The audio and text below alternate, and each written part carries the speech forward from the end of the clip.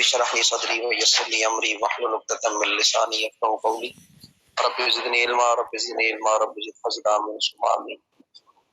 اللهم صل على سيدنا ومولانا محمد بعدد كل ذرة مئة ألف مرة وعلى آله وأزواجه وآبائه وصحبه وبارك وسلم وسلم. السلام علیکم ورحمۃ اللہ وبرکاتہ. آج ہم جو فقہ کا سبق پڑھیں گے وہ انتہائی اہم ہے، جس میں موت آنے کے حوالے سے بیان کیا گیا ہے. تو میں آپ کو ہو سکتا ہے میں نے پہلے بھی آپ کو بھیجا ہو، جو میری اس حوالے سے کتاب ہے عرفان الفقہ الجید فی بیان مسائل المیت، یعنی جس میں میت کے مرنے، کفن، دفن، غسل، یہ سارے مسائل جو ہیں وہ لکھے گئے ہیں. تو میں کوشش کرتا ہوں اس کتاب کو ڈھونڈ کر، کیونکہ میرے پاس اس کا صرف ایک نسخہ جو ہے وہ باقی رہ گیا ہے، باقی سارے جو ہے وہ ختم ہو چکے ہیں، بک چکے ہیں. صرف ایک نسخہ جو ہے میں نے اپنی لیے باقی رکھا ہوا تھا، تاکہ بعد میں اگر کروانا پڑے اس کو تو بندہ دوبارہ پرنٹ کروا سکے. تو اس کا میں آپ کو تصویریں کھینچ کے PDF بنا کے بھیج دوں گا، وہ بھی آپ نے ایک دفعہ پڑھ لینا ہے. اس میں سارے جو ہیں وہ سوالن جواباً میت کے حوالے سے، کفن، دفن، غسل کے جو مسائل ہیں، یا جو ہمارے معاشرے میں جتنی چیزیں موجود ہیں جو بدعات میں آتی ہیں، یا یوں سمجھ لیں غیر شرعی ہم حرکتیں کرتے ہیں، تو وہ اس کو آپ پڑھ لیں گے تاکہ آپ کو اندازہ ہو کہ کہاں کہاں پہ خامیاں اور کمیاں موجود ہیں.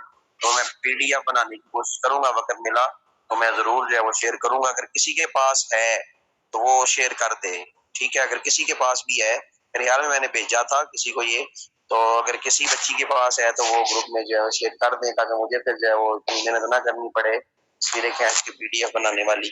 تو اب ہم آگے بڑھتے ہیں سوال کی طرف. موت آنے کا بیان. سوال: جب معلوم ہو کہ مریض کا وقت وفات قریب آ گیا، کہ موت کی علامتیں ظاہر ہو رہی ہیں، تو اس وقت کیا کرنا چاہیے؟ اس وقت سنت یہ ہے کہ اسے دائنی کروٹ لٹا کر قبلہ شریف کی طرف منہ کر دیں. اس طرح بھی جائز ہے کہ اسے چتر لٹائیں، یعنی بالکل سیدھا لٹائیں اور کعبہ شریف کی طرف بس منہ پھیر دیں. اس طرح بھی کعبہ شریف کی طرف منہ ہو جائے گا، مگر اس صورت میں سر کو قدرے اونچا رکھے، یعنی تھوڑا سا نیچے سے تکیہ دے کے یا کوئی اونچی چیز سر کے نیچے رکھے تاکہ سر اونچا ہو. اگر محسوس کریں کہ قبلہ شریف کی طرف اس کا منہ کرنے سے تکلیف ہوتی ہے تو جس حالت پر ہے اسی حالت میں اس کو رہنے دیں، باقی معاملہ اللہ تعالیٰ کے سپرد کر دیں. تو یہ جو ہے وہ چیزیں ہمیں دیکھنی چاہیے، ہمیں گھبرانا نہیں چاہیے. تو جو پہلے اموات ہوا کرتی تھی وہ اسپتالوں میں نہیں ہوتی تھی، گھروں میں ہی ہوا کرتی تھی. لوگ گھروں میں بیمار ہوتے تھے، گھروں میں جو ہے وہ اللہ تعالیٰ کو پیارے ہو جاتے تھے. تو بڑے حوصلے اور بڑے جو ہے وہ زیرکی کے ساتھ اور بڑی حکمت عملی کے ساتھ جو ہے وہ ان معاملات کو دیکھا جاتا تھا. شور شرابہ نہیں ہوتا تھا، آؤ فغاں نہیں ہوتی تھی، اور بے صبری کا مظاہرہ نہیں ہوتا تھا. یعنی میں نے خود جو ہے وہ اپنے دادا جان رحمۃ اللہ تعالیٰ علیہ کو اس دنیا سے جو ہے وہ جاتے ہوئے دیکھا ہے کہ کس طرح جو ہے وہ ان کی روح پرواز کی، اور کس طرح جو ہے وہ ہمارے والد صاحب جو ہے اس معاملے کو دیکھ رہے تھے، اور کیسے انہوں نے اس کو جو ہے وہ ٹیکل کیے ان چیزوں کو. تو انسان جو ہے وہ آواز باختہ نہ ہو تو انسان کبھی بھی غلطی نہیں کرتا. ہوش آواز کے ساتھ جو ہے وہ بندہ کام کرے، صبر کے ساتھ کام کرے. ایک دن ہر ایک نے جانا ہے، تو صبر کے ساتھ جو معاملات کیے جاتے ہیں ان میں پھر غلطی کے امکانات بہت کم ہوتے ہیں. دوسرا، یہ دھواں کس چیز کے، میرا سانس بند ہو رہا ہے، دھواں کس چیز کا، سانس میرا بند ہو رہا ہے، مجھے میں محسوس ہو رہا ہے کچھ چیز ہے باہر. دوسرا، جب معلوم کریں کہ فوت ہونے کے قریب ہے تو کیا اسے کلمہ طیبہ پڑھنے کو کہنا چاہیے؟ یعنی جب آدمی فوت ہو رہا ہو تو کیا اس کے قریب جو ہے وہ کلمہ طیبہ کو پڑھنا چاہیے یا اسے کہنا چاہیے؟ اسے تلقین کہا جاتا ہے. تو حدیث پاک بھی ہے، لقنوا موتکم، اپنے مرنے والوں کو تلقین کیا کرو. یعنی اشہد ان لا الہ الا اللہ و اشہد ان محمد در رسول اللہ، یا پڑھا جائے لا الہ الا اللہ محمد الرسول اللہ پڑھیں. اور اسے یہ کلمہ پڑھنے کو نہ کہیں بلکہ اس کے پاس بلند آواز سے خود پڑھیں. اور اس کو جو ہے وہ تلقین اس لیے نہیں کی جاتی، ہو سکتا ہے کہ یہ نہ کر دے، انکار کر دے اور گناہ گار ہو جائے. تو تلقین جو ہے وہ کرنا یہ سنت ہے. لقنوا موتکم، اپنے مردوں کو تلقین کیا کرو. اسی تلقین کی وجہ سے ہم قبروں پہ اذان دیتے ہیں. قبر پہ جب کوئی آدمی جو ہے وہ فوت ہوتا ہے تو جب وہ آدمی ہو تو اس کی قبر کے اوپر جو ہے وہ پھر جو ہے وہ جا کے ہم اذان دیتے ہیں جنازے کے بعد۔ اس کے بعد تیسرا سوال ہے جی، کتاب کا نام ہے یہ عرفان الفقہ الجید، میت کے غسل کفن دفن کے مسائل۔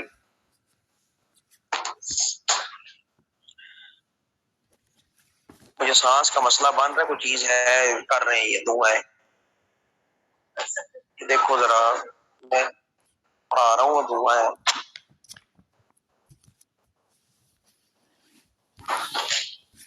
تیسرا، اگر وہ کلمہ پڑھ لے تو تلقین ختم کر دیں یا پھر بھی کرتے رہیں؟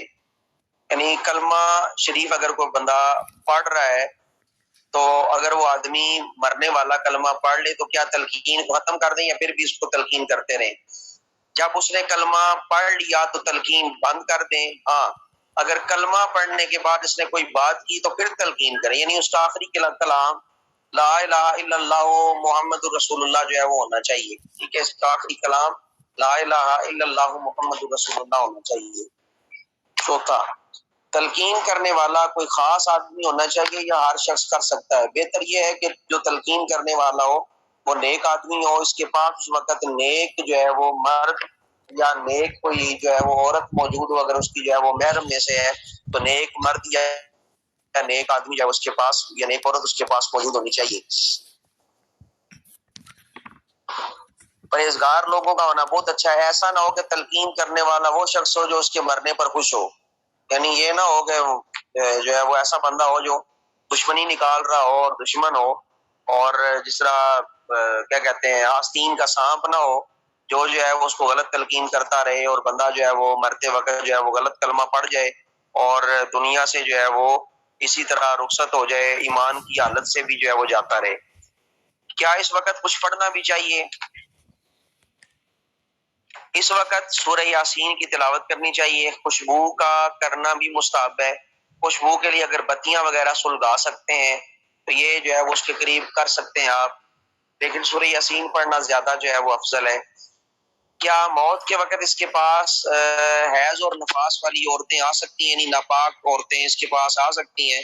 ہاں آ سکتی ہیں، اس میں کوئی حرج نہیں ہے۔ جس کا حیض اور نفاس تو منقطع ہو گیا مگر اس نے ابھی پاکی کا غسل نہیں کیا، اس سے نہیں آنا چاہیے۔ اس طرح جنبی مرد کو جس پہ غسل واجب ہو چکا ہے اس کو بھی نہیں آنا چاہیے، کیونکہ جنبی آدمی اور جس پر غسل واجب ہو چکا ہے، یعنی جس کا منقطع ہو چکا ہے حیض و نفاس اور اس نے غسل نہیں کیا تو وہ نہ آئے، کیونکہ ایسی کیفیت میں فرشتوں کا جو ہے وہ رحمت والے فرشتے قریب نہیں آتے، فرشتوں کی دوری ہوتی ہے، جتنی جلدی کر سکتا ہے بندہ کرے، اور اس حالت میں فرشتے جو ہے وہ قریب رحمت کے نہیں آتے، تو پھر جو ہے وہ میت کے لیے مسائل ہیں۔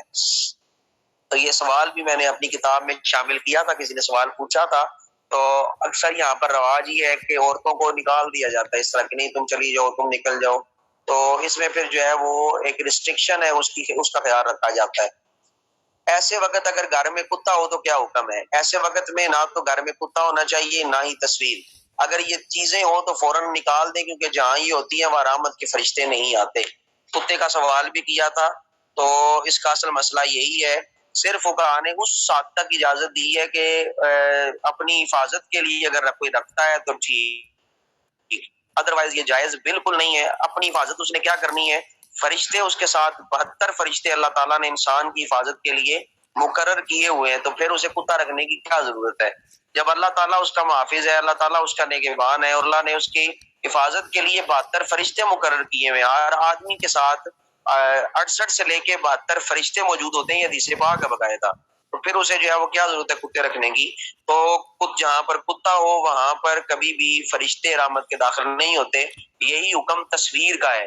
تو جس گھر میں تصویر ہو وہاں پر بھی جو ہے لٹکی ہوئی تصویر، وہاں پر بھی رحمت کے فرشتے داخل نہیں ہوتے، اسی لیے جو ہے وہ کوشش کرنی چاہیے کہ کوئی تصویر لٹکی ہوئی گھر میں موجود نہ ہو، تو کوشش کرنی چاہیے کہ نہ یہ معاملہ کیا جائے، لیکن مجبوری ہے، اب جو ہے وہ بہت ساری چیزوں میں پھنس چکے ہیں، تو تصویر والے معاملے سے بچنا جو ہے وہ بہت مشکل ہے، لیکن کوشش یہ کرنی چاہیے کہ تصویر فریم فارم میں جو ہے وہ گھر میں موجود نہ ہو۔ اگر نزع میں سختی دیکھیں تو کیا کریں؟ سورہ یاسین اور سورہ رعد اس کے قریب جو ہے وہ پڑھیں، یعنی نزع میں سختی ہے، سانس جو ہے وہ لینے میں دشواری ہے، تو پھر جو ہے وہ اس کو جو ہے سورہ یاسین پڑھی جائے، سورہ رات پڑھی جائے. اور بعض نزا میں تکلیف ہونے کی وجہ یہ ہوتی ہے، تو میں نے اس پہ پورا جو ہے وہ خطاب جو ہے وہ جمعے کا کیا ہوا ہے کہ نزا کی جو کیفیت ہوتی ہے یا نزا کے عالم میں جو تکلیف محسوس ہوتی ہے، یہ لازمی نہیں کہ گناہ گار کو ہوتی ہو، بلکہ یہ نیکوکار کو بھی ہوتی ہے. اللہ تعالیٰ نیکوکار کے جب چھوٹے موٹے گناہ یا اس کی زندگی میں جو گناہ اس سے ہو چکے ہیں وہ توبہ نہیں کر سکا، اللہ جب معاف فرمانا چاہتا ہے تو حضرت ملک الموت کو حکم دیتا ہے کہ اس کی روح تھوڑی سی سختی سے نکالنا. اس کو جو تکلیف ہوگی اللہ اس تکلیف کے بدلے اس کے سارے گناہوں کو معاف فرما دے گا، اور جب وہ دنیا سے جائے گا بالکل پاک صاف ہو کے جائے گا. تو بعض اوقات نیک لوگوں کے لیے بھی سختی جو ہے وہ کی جاتی ہے، نیک لوگوں پر جو ہے وہ اسی طرح سختی برتی جاتی ہے. اور کبھی کبھی گناہ گار لوگوں کی روح اس طرح نکلتی ہے جس طرح آٹے سے بال نکلتا ہے، یہ ان کے لیے وہ بال ہے، یہ ان کے لیے عذاب کی کیفیت ہوتی ہے. کیا اس وقت عام باتیں بھی کرنی چاہیے یا نہیں؟ کوئی برا کلمہ زبان سے نہ نکالنے بلکہ اپنے لیے اور اس کے لیے دعائیں خیر کرتے رہیں، کیونکہ اس وقت جو کچھ کہا جاتا ہے فرشتے اس پر آمین کہتے ہیں. وہ فرشتے موجود ہوتے ہیں، ہم دیکھ تو نہیں رہے ہوتے، لیکن جو مردہ ہے جس نے دنیا سے جانا ہوتا ہے اس کی تا حد نگاہ، جہاں تک اس کی نگاہ کام کر رہی ہوتی ہے اس کی حد نگاہ فرشتے موجود ہوتے ہیں جو اس کو لینے آئے ہوئے ہوتے ہیں، جو اس کا استقبال کر رہے ہوتے ہیں. اگر نیک روح ہے تو رحمت کے فرشتے ہیں، اور حدیث پاک کے الفاظ ہیں کفن من اکفال الجنہ وحنوط من حنوط الجنہ، ان کے پاس جنتی کفن ہوتے ہیں، ان کے پاس جنت کی خوشبوئیں ہوتی ہیں. تو وہ رحمت کے فرشتے سامنے بیٹھے ہوئے ہوتے ہیں، جو آپ منہ سے نکالیں گے، جو بات کہیں گے، جو کلمات ادا کریں گے، فرشتے اس پر آمین کہتے ہیں.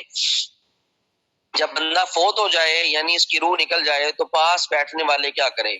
جب روح نکل جائے تو ایک چوڑی پٹی جبڑے کے نیچے سے سر پر لے جا کر گانٹ دے دیں تاکہ منہ کھلا نہ رہے. سب سے پہلی چیز یہ ہوتی ہے. تو جب کوئی بندہ دنیا سے چلا جاتا ہے تو اکثر لوگ کیونکہ اپنے قریبی رشتوں سے محبت اس طرح کی اور اس لیول کی ہوتی ہے کہ انسان کے ایک دم آواز جو ہے وہ باختہ ہو جاتے ہیں. انسان اپنے ہوش و حواس میں نہیں رہتا کہ یہ کیا ہو گیا ہے. جانے والا دنیا سے جا رہا ہوتا ہے اور ہم جو ہے وہ اس کیفیت کو نہ سمجھ پاتے ہیں اور نہ جو ہے وہ ہمیں اندازہ ہوتا ہے کہ اب ہم اس کو کس طرح ٹیکل کریں. تو بعض اوقات اچانک جلدی میں ہمارا خیال نہیں ہوتا یا ہم اس چیز سے اتنی محبت کر رہے ہوتے ہیں کہ ہمیں سمجھ کچھ نہیں آ رہی ہوتی کہ ہم اب کریں کیا. تو ہمارے ذہن سے بھی وہم و گمان سے چیز نکل جاتی ہے. تو یہاں پر ہوش و حواس قائم رکھنے سب سے زیادہ ضروری ہے. تو یہ بڑوں کا کام ہوتا ہے کہ بچوں کو سکھایا جائے، بچوں کو بتایا جائے کہ اس طرح کا اگر کوئی معاملہ ہوتا ہے تو سب سے پہلے جبڑے کو جو ہے وہ باندھا جاتا ہے، یعنی کوئی پٹی لے کر یا کوئی دوپٹے کا یا کوئی اس طرح کپڑا پھاڑ کے جو تھوڑی ہے اس کے نیچے سے جو ہے وہ لے کے جا کے سر پہ باندھ دینا چاہیے تاکہ اس کا منہ جو ہے وہ نہ کھلے. آنکھیں بند کر دینی چاہیے، آنکھوں پہ ہاتھ پھیر کے اس کی آنکھوں کو بند کرنا چاہیے. انگلیاں اور ہاتھ پاؤں سیدھے کر دینے چاہیے. یہ کام اس کے اپنے گھر والوں میں جو زیادہ نرمی سے کر سکتا ہے وہ کرے، جیسے باپ ہے بیٹا ہے وہ یہ کام کرے تاکہ جو ہے وہ بعد میں مسائل نہ ہو. جب غسل دیا جاتا ہے تو پھر بڑے مسائل سامنے آتے ہیں، یعنی جسم ٹیڑھا رہ گیا ہے، ہاتھ پاؤں جو ہے وہ سیدھے نہیں ہو پا رہے، یہ بہت سارے مسائل سامنے آتے ہیں. لیکن کچھ اللہ کے نیک ایسے بھی بندے ہیں جن کے غسل دیتے وقت اللہ تعالیٰ کی قدرت کاملہ سے اور اللہ تعالیٰ کی عطا سے ایسا جسم سیدھا ہوتا ہے اور بالکل ڈھیلا ہو جاتا ہے، یعنی جہاں پر موڑتے ہیں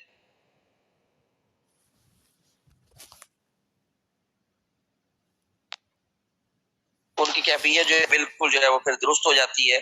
تو یہ اس طرح جو ہے وہ کرنا چاہیے. اگلے سوال کی طرف جائیں جی.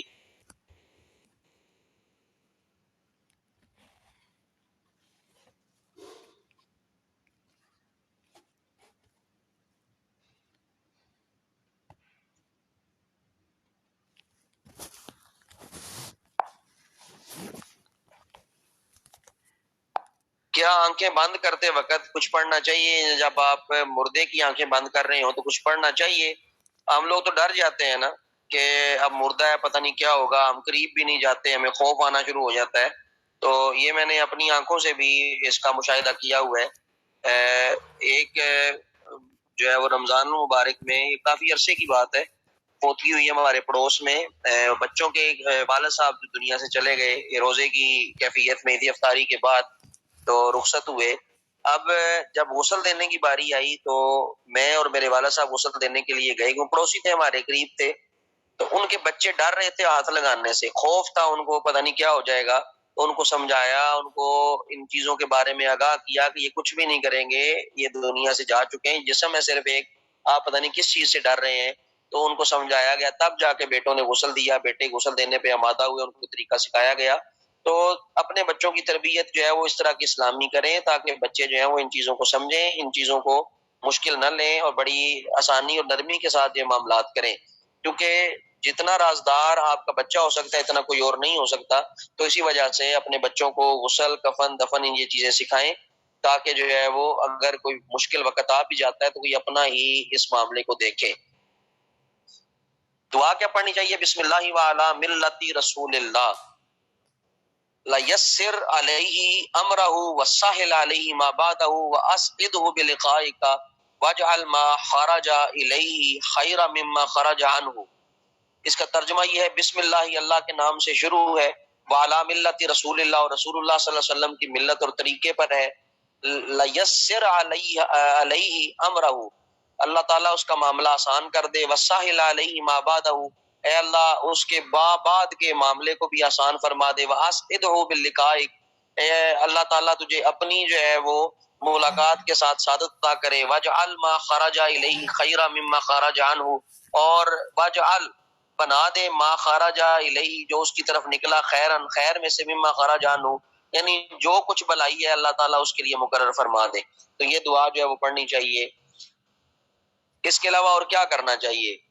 اب اس کے علاوہ کیا کرنا چاہیے، اب دیکھیں کیا کرنا چاہیے۔ اس کے پیٹ پر لوہا یا گیلی مٹی یا کوئی بھاری چیز رکھ دیں تاکہ پیٹ پھول نہ جائے، مگر ضرورت سے زیادہ وزن نہ رکھیں جو باعث تکلیف ہو، یعنی تھوڑی سی کوئی وزنی چیز رکھ دیں، کوئی گیلی مٹی رکھ دیں یا کوئی بھاری چیز رکھ دیں تاکہ پیٹ نہ پھولے۔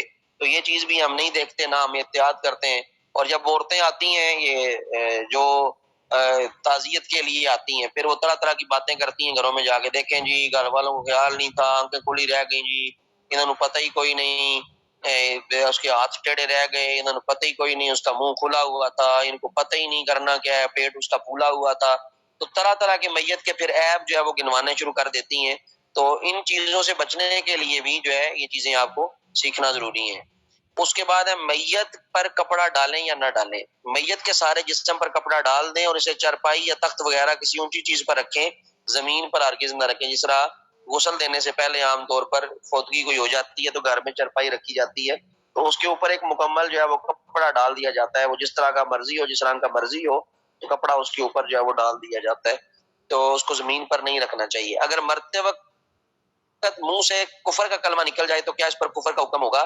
مرتے وقت معاذ اللہ اگر کفر کا کلمہ نکل جائے تو اس پر کفر کا حکم نہیں لگے گا، کیونکہ ممکن ہے کہ موت کی سختی میں اس نے بے ہوشی میں جو ہے وہ یہ کلمات ادا کر دیے ہوں، اس کی عقل نے کام نہ کیا ہو، ہم جو ہے وہ یہ معاملہ اللہ کے سپرد کر دیتے ہیں۔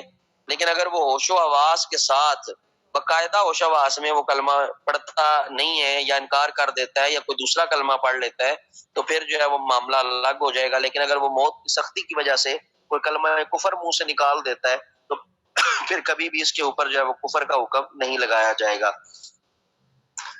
آگے اگر میت کے ذمہ قرض ہو تو کیا کیا جائے، یعنی میت کے ذمہ اگر قرض ہے تو پھر کیا کرنا چاہیے؟ اگر میت کے ذمہ قرض ہو تو اسے جلدی سے جلدی جو ہے وہ ادا کرنا چاہیے، کہ حدیث شریف میں ہے میت اپنے دین یعنی قرض میں مقید ہے۔ ایک روایت میں ہے کہ اس کی روح معلق رہتی ہے جب تک قرض ادا نہ کر دیا جائے، یعنی اس کا قرضہ لازمی ادا کر دینا چاہیے، اور جو اس کے قرض خواہ ہیں، قرض اس سے لینے والے، قرضہ واپس لینے والے، انہیں بھی چاہیے کہ تھوڑی سی نرمی اختیار کریں اور قرضہ اللہ کی رضا اور اللہ کے رسول کی رضا کے لیے معاف کر دیں۔ اس طرح جنازوں میں اکثر جو ہے وہ کہا جاتا ہے کہ اگر کسی کا کوئی قرض ہے تو اس کے بیٹوں سے فوراً جو ہے وہ رابطہ کریں یا اس کو معاف کر دیں۔ بہتر یہی ہوتا ہے کہ معاف کر دیا جائے تاکہ اللہ تعالیٰ اس معاف کرنے کے بدلے آپ کو بھی جو ہے وہ اس کیفیت سے نجات عطا فرمائے اور معاف فرما دے۔ کیا میت کے پاس تلاوت قرآن اور دیگر اذکار ذکر کرنے چاہیے؟ اگر میت کے تمام بدن کپڑے سے ڈھکا ہو تو اس کے پاس تلاوت قرآن مجید جائز ہے، ورنہ نہیں۔ البتہ دیگر ذکر اذکار میں کوئی حرج نہیں، یہ غسل دینے کے سے پہلے کی بات ہے۔ جس طرح یہ گاؤں میں رواج ہوتا ہے نا، اور مائیاں اس طرح اس وقت مفتی بنی ہوئی ہوتی ہیں نا کہ اس وقت صبر کرنا بڑا مشکل ہوتا ہے میرے جیسے بندے کے لیے، کہ ان کو کس طرح جو ہے وہ چپ کروایا جائے اور کس طرح ان کو بتایا جائے کہ یہ جو کہہ رہی ہیں غلط کہہ رہی ہیں۔ بار کیا وہ وقت اس طرح کا ہوتا ہے کہ بندہ اس وقت کچھ کر بھی نہیں سکتا، بے بس ہوتا ہے. تو اگر اس کے اوپر مکمل چادر پڑی ہوئی ہے، غسل نہیں دیا گیا، تو قرآن پاک پڑھا جا سکتا ہے. یعنی اگر میت کو غسل نہیں دیا گیا، نہلایا نہیں گیا، قرآن پاک بھی پڑھا جا سکتا ہے، ذکر اذکار بھی کیے جا سکتے ہیں. لیکن اگر اس کا جسم ڈھانکا نہیں ہے، آپ نے اس کے جسم کو چھپایا ہوا نہیں ہے مکمل، تو پھر ادب یہ ہے کہ قرآن پاک اس کے قریب نہ پڑھا جائے، لیکن دیگر ذکر اذکار کیے جا سکتے ہیں. لیکن یہاں پہ عجیب ہی تماشا ہوتا ہے، نہیں جی نہیں، غسل دین دو، تو پھر ایک غسل دیں گے، پھر دوسرا دیں گے، عجیب ہی تماشا لگا ہوا ہوتا ہے. تو یہ ساری چیزیں جو ہیں وہ فضولیات میں سے ہیں. ان چیزوں کو ہم نے چھوڑنا ہے اور ان چیزوں پر ہم نے غور فرمانا ہے. تو یہ اپنے علاقے میں، اپنے اڑوس پڑوس میں، اپنے جاننے والوں میں یہ چیزیں، یہ مسائل جو ہیں وہ لکھیں. یہ بے شک اسکرین شاٹ لگا دیں. اگر آپ بتائیں کہ ہو سکتا ہے وہ غصہ کر جائے، تو آپ اسکرین شاٹ اس کے لیں، یا یہ پیج جو ہے باقاعدہ اپنے اسٹیٹس پہ لگائیں، لوگوں کو آگاہ کریں کہ یہ مسائل جو ہیں وہ اس طرح بھی ہیں. تو یہ پڑھیں گے. جن کی باڈی کٹی ہو وہ تو معاملہ الگ ہے. یعنی باڈی کٹی ہوئی ہے، تمام اعضاء جو ہے وہ کچھ ملے ہیں، کچھ اعضاء نہیں ملے، تو وہ جو ہے وہ اسی طرح ان کے اوپر جو ہے وہ کپڑا ڈال دیا جائے گا تو پڑا جائے گا. اگر اتنا حصہ اس کا ہے کہ اکثر جسم بن جاتا ہے، مثلا انسان کا پورا جسم ہے مثلا 6 فٹ ہے، اگر 3 فٹ تک اس کے اعضاء جو ہے وہ موجود ہیں، تو پھر وہ جو ہے وہ جسم کا ہی حصہ شمار ہوگا. تو پھر جو ہے وہ اس کے ساتھ وہی معاملہ ہے، کفن بھی دیا جائے گا، اس کو دفنایا بھی جائے گا. تو اس طرح کی چیزیں جو ہیں وہ سامنے آتی ہیں. خاص کر یہ اللہ معافی دے، اللہ تعالیٰ ہم سب کو محفوظ رکھے. یہ جب بلاسٹ ہوتا ہے تو اس طرح کے معاملات نظر آتے ہیں، یا ایکسیڈنٹ کو اس طرح کے ہو جاتے ہیں جن میں اس طرح کی چیزیں، اس طرح کی صورتحال سامنے آتی ہے. تو پھر دیکھنا چاہیے کہ جسم کا اگر اکثر حصہ موجود ہے تو پھر جو ہے وہ پوری میت کا والا حکم جو ہے وہ اس پہ لاگو ہوتا ہے. اسی طرح کپڑا دیا جائے گا، کفن دیا جائے گا، غسل دیا جائے گا. باقی سارے معاملات جو ہیں وہ پھر الگ ہو جاتے ہیں، اور ان کے اوپر جو ہے وہ قرآن پاک بھی پڑھا جا سکتا ہے. کیا غسل کفن دفن میں جو ہے وہ جلدی کرنی چاہیے یا نہیں کرنی چاہیے؟ غسل میں بھی جلدی کرنی چاہیے، کفن میں بھی جلدی کرنی چاہیے، دفنانے میں بھی جلدی کرنی چاہیے. یہ نہیں کہ ہمارا جو ہے وہ انگلینڈ سے آ رہا ہے منہ رکھ دو، یہ بھی نہیں. فلاں آ رہا ہے جی اس کے لیے منہ رکھ دو، یہ بھی نہیں. اس طرح نہیں ہوتا. یعنی جب انسان دنیا سے چلا جاتا ہے تو فوراً اس کو جو ہے وہ غسل دیا جائے، فوراً ہی اس کو کفن پہنایا جائے. ایک ہی غسل ہے، ایک ہی مرتبہ کفن پہنانا ہے، اور پھر اس کو جو ہے وہ سپرد خاک کر دیا جائے. جلدی جلدی میت کو جو ہے وہ قبرستان پہنچایا جائے، کیونکہ یہ بھی حدیث پاک ہے کہ اگر ایمان والے کو تم جلدی جلدی لے کے جاؤ گے، تم اس کو رحمت کے قریب کر رہے ہو. اور جلدی جلدی اگر کسی گناہ گار کو لے کے جا رہے ہو، تم اپنے گناہ، اپنے کندھوں سے گناہوں کا بوجھ جو ہے وہ اتار رہے ہو، اور جلدی جلدی سے اس کو جو ہے وہ وہاں سے دور بھیج کر قبرستان میں جو ہے وہ لے کے جا رہے ہو. ٹھیک ہے جی، آگے چلیں جی.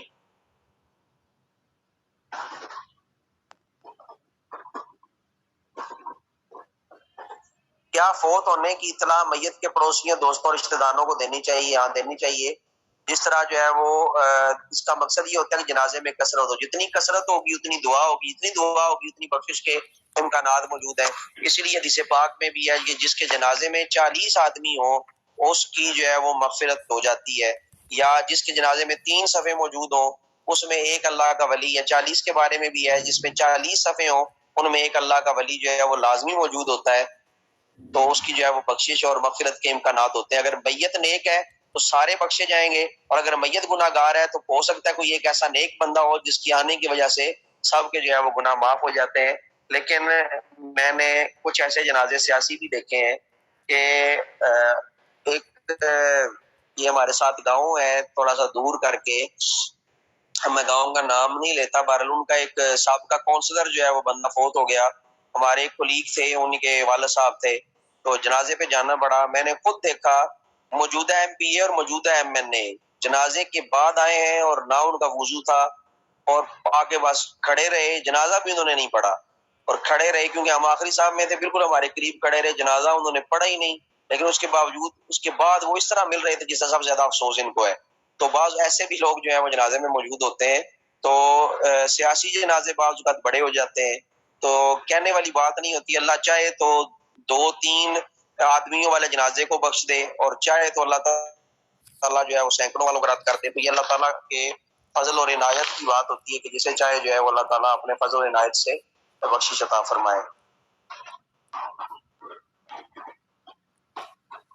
اگر کوئی اس میں پیچیدگی ہے میڈیکل کی، ٹھیک ہے، یا کوئی ایشو ہے، مثلا پولیس کیس بن گیا ہے یا کوئی اس طرح کا معاملہ ہے اور حکومت کی طرف سے یہ ہدایات اگر موجود ہیں کہ میت کو رکھا جائے، یعنی پوسٹ مارٹم نہیں کرنے دینا چاہیے اور پوری کوشش کرنی چاہیے اس چیز کو روکا جائے، اور اگر میت کو کسی میڈیکل پوائنٹ آف ویو کی وجہ سے یا کوئی میڈیکل پیچیدگی کی وجہ سے رکھا جاتا ہے یا پولیس کیس بن گیا ہے، قتل ہو گیا ہے اور پولیس یا گورنمنٹ اس میں انوالو ہو گئی، اگر 2-3 دن وہ رکھتے ہیں تو پھر یہ الگ معاملہ ہے، لیکن ان کو سمجھانا چاہیے، ان کو بتانا چاہیے، گھر والوں کو بھی تھوڑا سا کمپرومائز کرنا چاہیے، جو ہونا تھا وہ ہو چکا، اور جس نے کیا جو ہے وہ پکڑا بھی اگر جاتا ہے تو کم از کم غسل کفن دفن کو جلدی کرنا چاہیے، اگر ڈیلے کرتے ہیں تو اس کا نقصان جو ہے وہ میت کو ہے، میت کے لیے یہ عذاب کی کیفیت رہتی ہے۔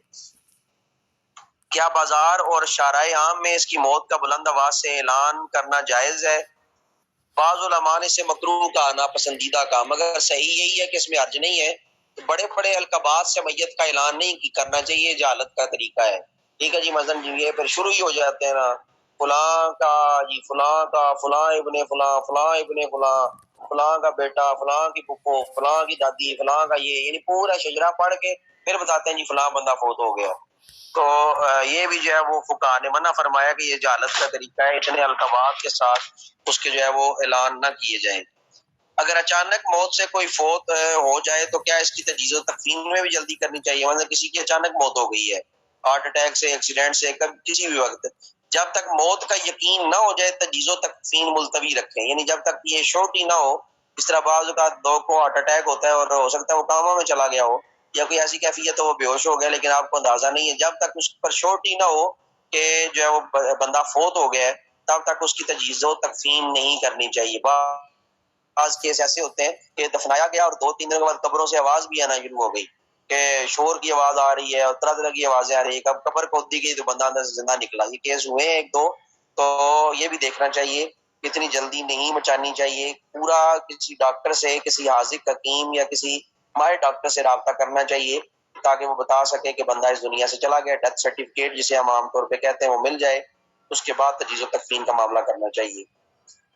عورت فوت ہو جائے مگر اس کے پیٹ میں بچہ حرکت کر رہا ہو تو کیا کیا جائے؟ بائیں جانب سے پیٹ کاٹ کر بچہ نکالا جائے، یہ فقہ حنفی کا مسئلہ ہے، لیکن فقہ شافعی کے نزدیک بچے کو ماں کے سمیت جو ہے وہ دفن کر دیا جائے۔ تو امام طحاوی علیہ رحمہ ایک بہت بڑے جو ہے وہ امام گزرے ہیں، فقہ حنفی کے بادشاہ امام گزرے ہیں، جنہوں نے شرح مانی الاثار لکھی، جنہوں نے ہر مسئلے کو ایسی وضاحت کے ساتھ بیان کر دیا کہ انہوں نے ہر فقہ کا جو ہے وہ رد کیا اور ہر فقہ کی جتنے اعتراضات تھے ان کے اوپر دلائل اور ان کے اوپر جو ہے وہ حدیثیں قائم کی، یہ بنیادی طور پہ شافعی المسلک تھے۔ ان کے بچپن کا یہ واقعہ ہے، تو یہ امام طحاوی علیہ رحمہ آپ کا جب پیدائش کا وقت قریب تھا تو آپ کی پیدائش کے وقت جو ہے وہ آپ کی ماں کا انتقال ہو گیا، آپ کی والدہ وفات پا گئی، تو ان کے چچا بھی بہت بڑے فقیہ تھے اور بہت بڑے جید عالم دین اور فقہ شافعی کے ماہر ترین علماء میں شمار ہوتے تھے، ائمہ میں شمار ہوتے تھے امام طحاوی کے چچا۔ تو امام طحاوی کے چچا کیونکہ فقہ شافعی پر جو ہے وہ عمل پیرا تھے، انہوں نے کہا کہ ماں سمیت جو ہے وہ بچے کو دفن کر دیا جائے، کیونکہ امام طحاوی اس وقت پیٹ میں تھے، تو یہ نہیں پتا تھا کہ یہ زندہ ہے یا نہیں ہے، بہرحال وہ بھی پیٹ میں تھے، تو ان کو جو ہے وہ اسی طرح دفنا دیا جائے۔ لیکن پھر اچانک جو ہے وہ امام طحاوی کے جو چچا تھے انہیں خیال آیا کہ نہیں بچے کو نکال لینا چاہیے، آپ نے اس مسئلے کو ترک کر دیا، امام اعظم ابو حنیفہ کے مسئلے پہ عمل کیا، کیونکہ بچہ اپنا تھا، اس وجہ سے انہوں نے جو ہے وہ پیٹ کٹوایا، جو ہے وہ بلوایا گیا، اس وقت جو دائیاں ہوتی تھی بلایا گیا، پیٹ کٹوا کے حضرت امام طحاوی کو جو بالکل صحیح سلامت جو ہے وہ نکالا گیا اور ماں کو جو ہے وہ پھر جو ہے دفنا دیا گیا اور حضرت امام طحاوی کو باہر نکالا گیا۔ امام طحاوی پہلے فقہ شافعی کے بڑے ماہر بنے اور فقہ شافعی سیکھتے رہے، 17 سال کی عمر میں جب ان تک یہ واقعہ پہنچا کہ میرے ساتھ یہ ہوا تھا، تو آپ نے فوراً جو ہے وہ اپنے چچا کو کہا میں اس فقہ کو نہیں مانتا جو فقہ مجھے زندہ درگور کرنے کی قائل تھی، لہٰذا میں آج سے فقہ حنفی پہ عمل پیرا ہوتا ہوں، اور آپ نے فقہ شافعی چھوڑ کر فقہ حنفی پہ عمل کیا، اور پھر فقہ حنفی کو اتنا مضبوط آپ نے کیا، اتنا مضبوط کیا کہ آپ جیسی فقہ حنفی کو مضبوط کرنے والا آج تک دنیا میں کوئی پیدا نہیں ہوا، اور شرح مانی الاثار درس نظامی کے کورس میں پڑھائی جاتی ہے اور اتنی مستند کتاب ہے، وہ کتاب پڑھ لینے سے آپ کو اندازہ ہوگا کہ کس طرح انہوں نے باقی جو ہے وہ حدیث مبارکہ لی اور ہر حدیث پر انہوں نے کس طرح بحث کی۔ امام طحاوی کی قبر پر اللہ تعالیٰ کروڑوں اور اربوں خربوں رحمت نازل فرمائے، جنہوں نے ہمیں ایسی ایسی احادیث اور ان پر ایسی ایسی باس اور ایسے ایسے طریقے کے ساتھ انہوں نے ان چیزوں کو واضح فرما دیا کہ ان کے پیچھے جو ہے وہ وضاحت بس ہے، اور اتنی صدیاں گزر گئی آج تک اس کتاب کے بعد کوئی اس کتاب کا نعم البدل نہیں آیا۔ تو یہ امام طحاوی علیہ الرحمہ ہے، یہ ان کے حوالے سے بھی آپ کے سامنے چیز جو ہے وہ پیش کر دی۔ آج ہم اتنے سوال کریں گے، یہ نشان لگا لینے آپ نے تاکہ بعد میں مسئلہ نہ بنے، یہ نشان لگا کے رکھنے ہیں۔ تو اللہ تعالیٰ آپ کا حامی و ناصر، اور 10 منٹ بھی باقی ہیں تو نماز کا بھی ٹائم ہے۔ السلام علیکم ورحمۃ اللہ وبرکاتہ۔